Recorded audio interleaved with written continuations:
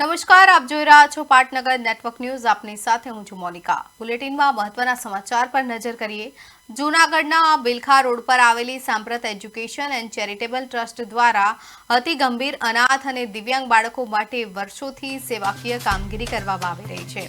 હવે સામાજિક ન્યાય અને અધિકારીતા મંત્રાલય ભારત સરકાર દ્વારા સંસ્થાને સ્માઇલ પ્રોજેક્ટ હેઠળ જૂનાગઢ જિલ્લામાં કામગીરી માટે મંજૂરી આપવામાં આવી છે. આ પ્રોજેક્ટના પ્રારંભ પ્રસંગે જૂનાગઢના મ્યુનિસિપલ કમિશનરના હસ્તે ભિક્ષુકોના સર્વે માટે તૈયાર કરાયેલી ઇકો વાહનને લીલી ઝંડી આપી કામગીરીનો વિધિવત પ્રારંભ કરવામાં આવ્યો હતો.